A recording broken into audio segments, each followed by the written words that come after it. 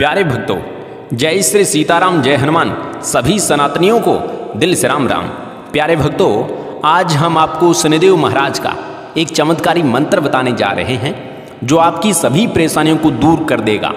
शनिदेव भक्तों जब नाराज होते हैं तो जीवन परेशानियों से भर देते हैं। शनि तन धन और मन की हानि करवाते हैं।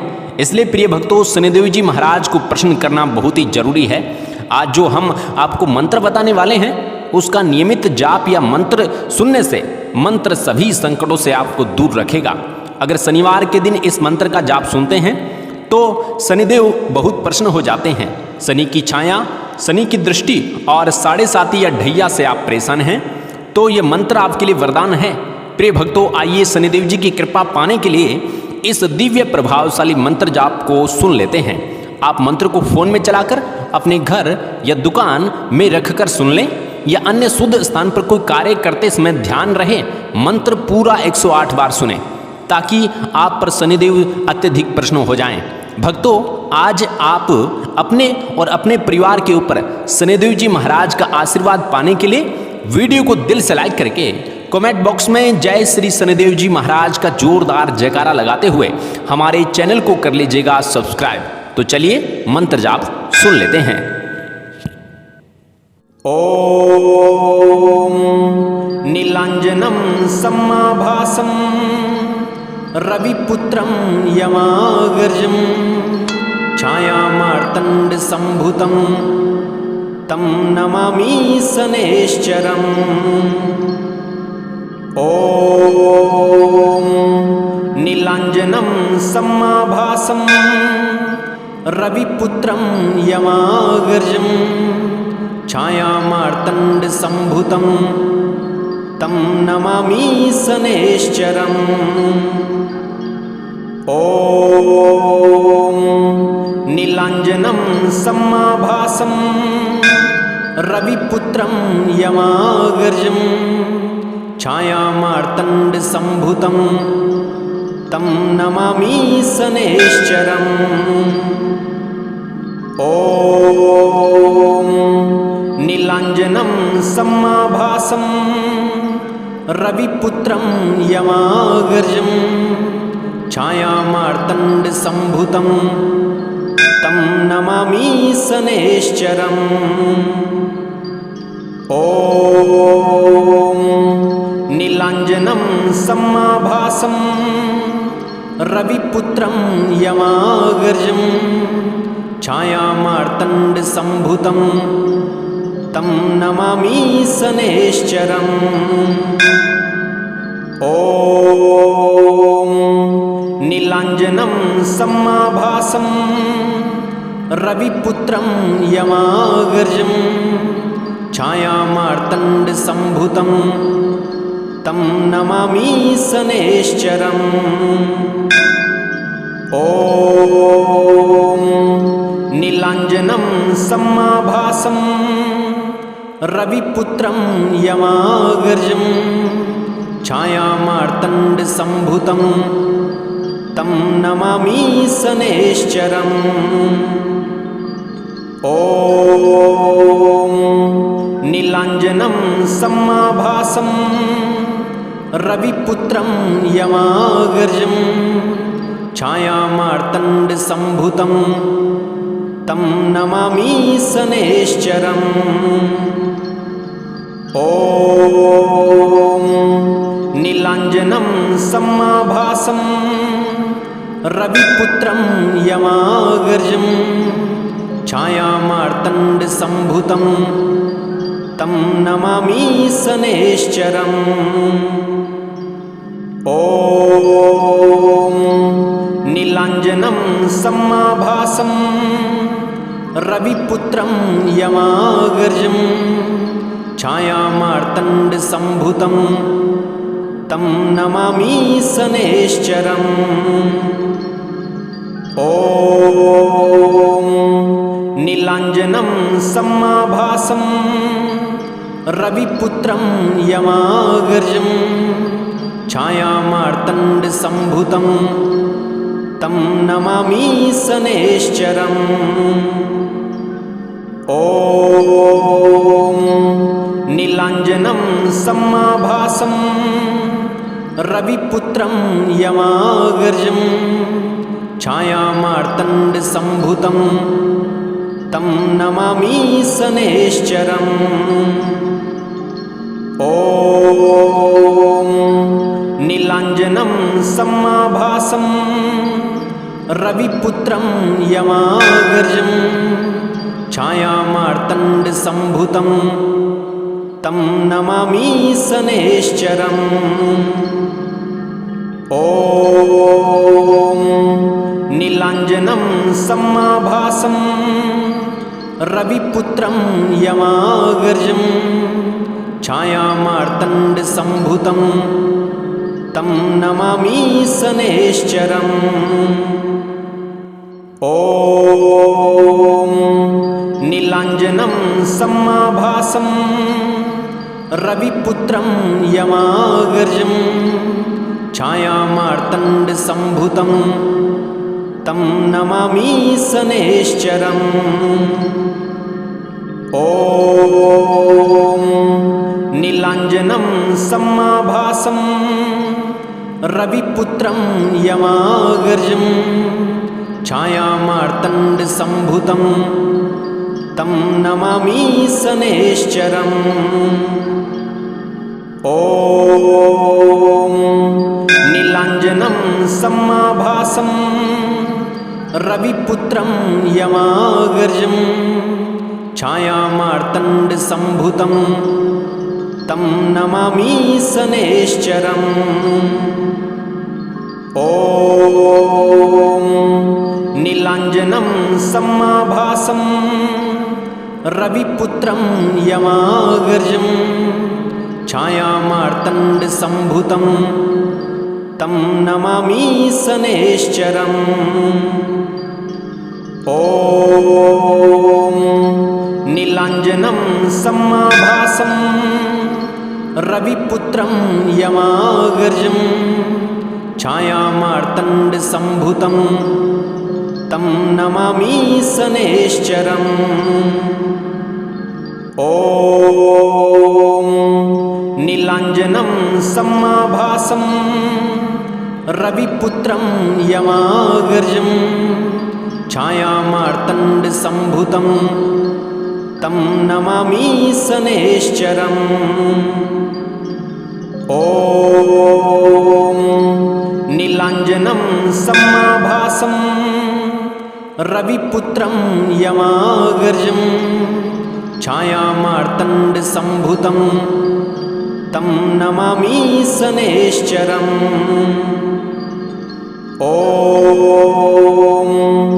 नीलाञ्जनं समाभासं रविपुत्रं यमागर्जं छायामार्तण्डसम्भुतं तं नमामि शनैश्चरम्। ॐ नीलाञ्जनं समाभासं रविपुत्रं यमागर्जं छायामार्तण्डसम्भुतं तं नमामि शनैश्चरम्। ॐ नीलाञ्जनं समाभासं रविपुत्रं यमागर्जं छायामार्तण्डसम्भुतं तं नमामि शनैश्चरम्। ॐ नीलाञ्जनं समाभासं रविपुत्रं यमागर्जं छायामार्तण्डसम्भुतं तं नमामि शनैश्चरम्। ॐ नीलाञ्जनं समाभासं रविपुत्रं यमागर्जं छायामार्तण्डसम्भुतं तं नमामि शनैश्चरम्। ॐ नीलाञ्जनं समाभासं रविपुत्रं यमागर्जं छायामार्तण्डसम्भुतं तं नमामि शनैश्चरम्। ॐ नीलाञ्जनं समाभासं रविपुत्रं यमागर्जं छायामार्तण्डसम्भुतं तं नमामि शनैश्चरम्। ॐ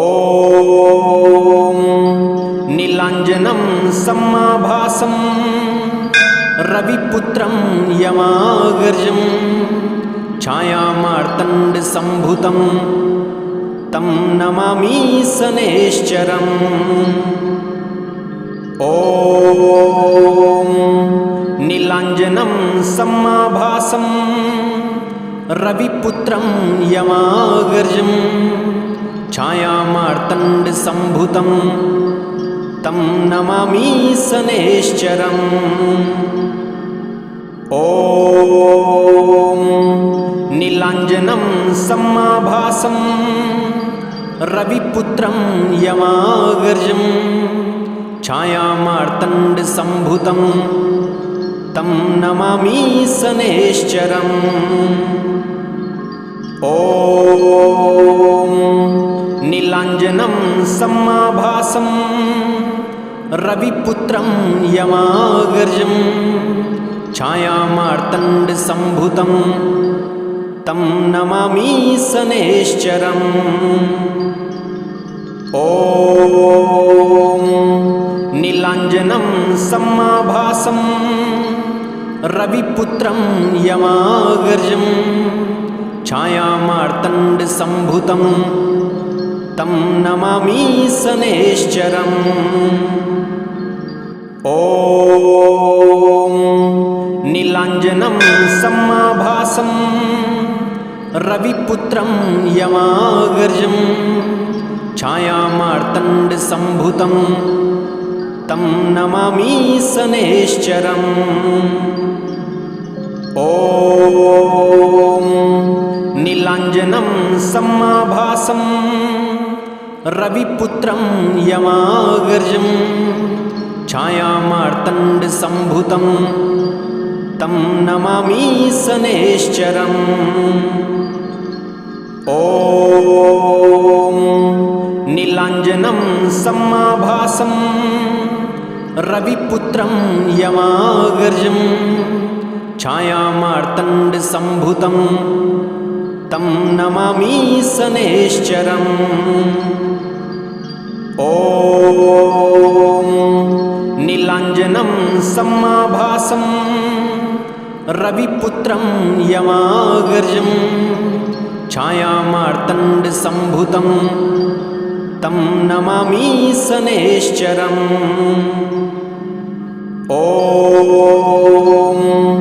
नीलाञ्जनं समाभासं रविपुत्रं यमागर्जं छायामार्तण्डसम्भुतं तं नमामि शनैश्चरम्।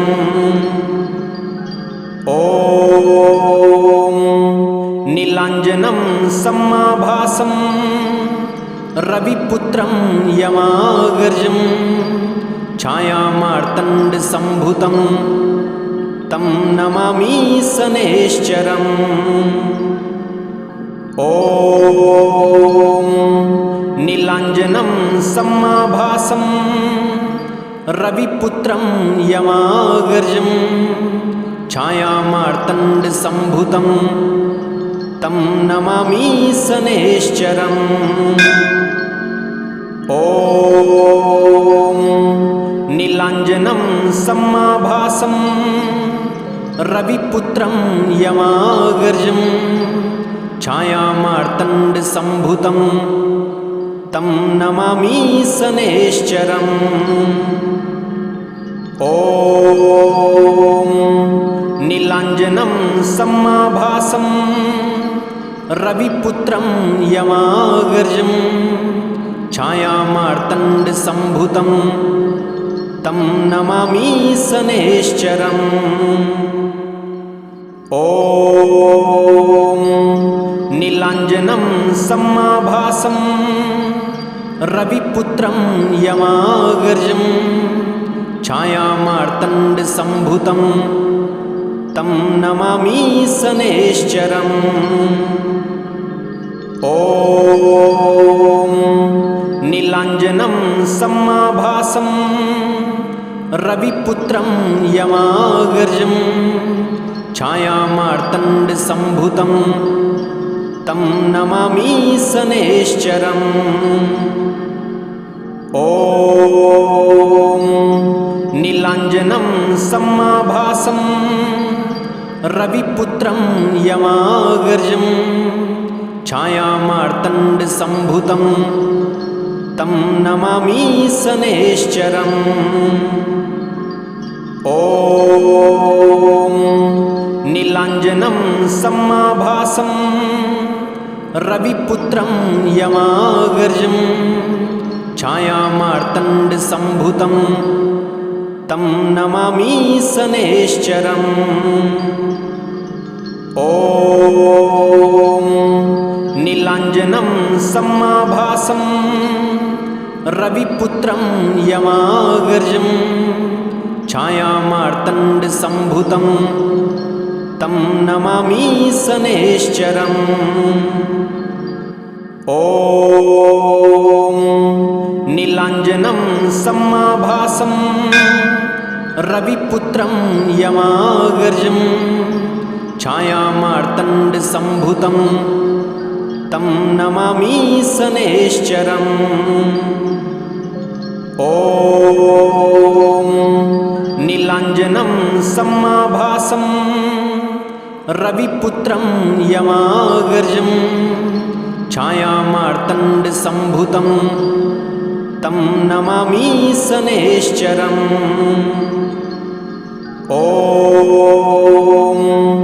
नीलाञ्जनं समाभासं रविपुत्रं यमागर्जं छायामार्तण्डसम्भुतं तं नमामि शनैश्चरम्। ॐ नीलाञ्जनं समाभासं रविपुत्रं यमागर्जं छायामार्तण्डसम्भुतं तं नमामि शनैश्चरम्। ॐ नीलाञ्जनं समाभासं रविपुत्रं यमागर्जं छायामार्तण्डसम्भुतं तं नमामि शनैश्चरम्। ॐ नीलाञ्जनं समाभासं रविपुत्रं यमागर्जं छायामार्तण्डसम्भुतं तं नमामि शनैश्चरम्। ॐ नीलाञ्जनं समाभासं रविपुत्रं यमागर्जं छायामार्तण्डसम्भुतं तं नमामि शनैश्चरम्। ॐ नीलाञ्जनं समाभासं रविपुत्रं यमागर्जं छायामार्तण्डसम्भुतं तं नमामि शनैश्चरम्। ॐ नीलाञ्जनं समाभासं रविपुत्रं यमागर्जं छायामार्तण्डसम्भुतं तं नमामि शनैश्चरम्। ॐ नीलाञ्जनं समाभासं रविपुत्रं यमागर्जं छायामार्तण्डसम्भुतं तं नमामि शनैश्चरम्। ॐ नीलाञ्जनं समाभासं रविपुत्रं यमागर्जं छायामार्तण्डसम्भुतं तं नमामि शनैश्चरम्। ॐ नीलाञ्जनं समाभासं रविपुत्रं यमागर्जं छायामार्तण्डसम्भुतं तं नमामि शनैश्चरम्। ॐ नीलाञ्जनं समाभासं रविपुत्रं यमागर्जं छायामार्तण्डसम्भुतं तं नमामि शनैश्चरम्। ॐ नीलाञ्जनं समाभासं रविपुत्रं यमागर्जं छायामार्तण्डसम्भुतं तं नमामि शनैश्चरम्। ॐ नीलाञ्जनं समाभासं रविपुत्रं यमागर्जं छायामार्तण्डसम्भुतं तं नमामि शनैश्चरम्। ॐ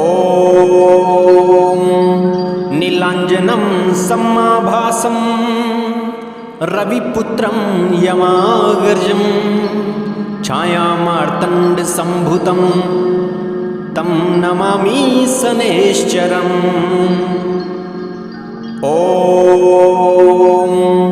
नीलाञ्जनं समाभासं रविपुत्रं यमागर्जं छायामार्तण्डसम्भुतं तं नमामि शनैश्चरम्। ॐ नीलाञ्जनं समाभासं रविपुत्रं यमागर्जं छायामार्तण्डसम्भुतं तं नमामि शनैश्चरम्। ॐ नीलाञ्जनं समाभासं रविपुत्रं यमागर्जं छायामार्तण्डसम्भुतं तं नमामि शनैश्चरम्। ॐ नीलाञ्जनं समाभासं रविपुत्रं यमागर्जं छायामार्तण्डसम्भुतं तं नमामि शनैश्चरम्। ॐ नीलाञ्जनं समाभासं रविपुत्रं यमागर्जं छायामार्तण्डसम्भुतं तं नमामि शनैश्चरम्। ॐ नीलाञ्जनं समाभासं रविपुत्रं यमागर्जं छायामार्तण्डसम्भुतं तं नमामि शनैश्चरम्। ॐ नीलाञ्जनं समाभासं रविपुत्रं यमागर्जं छायामार्तण्डसम्भुतं तं नमामि शनैश्चरम्। ॐ नीलाञ्जनं समाभासं रविपुत्रं यमागर्जं छायामार्तण्डसम्भुतं तं नमामि शनैश्चरम्। ॐ नीलाञ्जनं समाभासं रविपुत्रं यमागर्जं छायामार्तण्डसम्भुतं तं नमामि शनैश्चरम्। ॐ नीलाञ्जनं समाभासं रविपुत्रं यमागर्जं छायामार्तण्डसम्भुतं तं नमामि शनैश्चरम्। ॐ नीलाञ्जनं समाभासं रविपुत्रं यमागर्जं छायामार्तण्डसम्भुतं तं नमामि शनैश्चरम्।